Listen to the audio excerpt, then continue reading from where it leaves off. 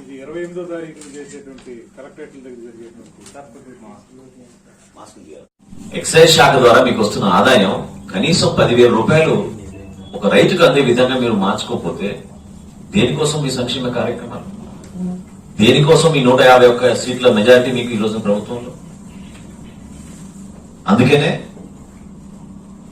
మా పిలుపు మేరకు, మా వినతి మేరకు, మా విన్నపం మేరకు రైతుల పక్షాన మేము మాట్లాడి తిరిగి తుఫాను ప్రాంతంలో మేము పర్యటించినప్పుడు పవన్ కళ్యాణ్ గారి దృష్టికి తీసుకొచ్చిన సమస్యల్ని బేస్ చేసుకుని 28వ తారీఖున రాష్ట్ర వ్యాప్తంగా జిల్లా కలెక్టర్ల గారికి ఒక వినతి పత్రం, కౌలు రైతుని ఆదుకోవాలి, వాళ్ళ కుటుంబాన్ని ఆదుకోవాలి, తక్షణ ఆర్థిక సహాయం 10,000 రూపాయలు ఇవ్వమని ప్రభుత్వాన్ని డిమాండ్ చేయబోతున్నాం.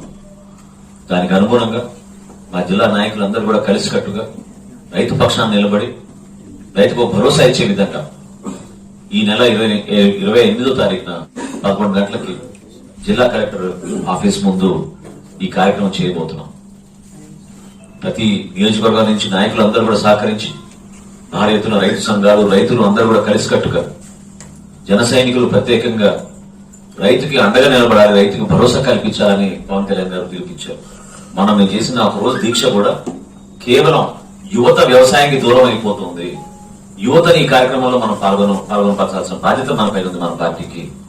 ఎందుకంటే రైతు పడుతున్న కష్టాలు యువతకు తెలియడం లేదు అనే ఉద్దేశంతో పవన్ కళ్యాణ్ గారు మొన్న ఒక రోజు దీక్ష కార్యక్రమం ఏర్పాటు చేశాం. కానీ ప్రభుత్వం నుంచి మాత్రం ఎటువంటి స్పందన లేదు, తీవ్రంగా నష్టపోయారు. ఆ నష్టాన్ని పూడ్చడానికి కోసం మా వంతు మేము ప్రతిపక్షంలో ఉన్నాం కాబట్టి ఒక ప్రయత్నం చేస్తున్నాం. ప్రజలు కూడా పూర్తి స్థాయిలో దానికోసం ఎదురు చూస్తున్నారు. రైతును ఆదుకోలేకపోతే చాలా దురదృష్టమైన పరిస్థితులు మన రాష్ట్రంలో ఏర్పడతాయి. దానికి బాధ్యత ఈ ముఖ్యమంత్రి తీసుకోవాలి. జనసేన పార్టీ 28వ తారీఖున మేము చేయబోయే కార్యక్రమం భారీగా చేయాలని మేము నిర్ణయించుకున్నాం. పవన్ కళ్యాణ్ గారు కూడా ఈ కార్యక్రమంలో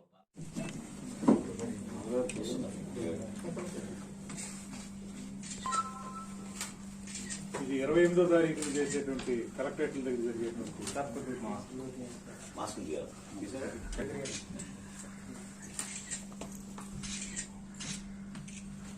కోవిడ్ లో ఎక్కువ ఇబ్బంది పడింది మన జర్నలిస్ట్.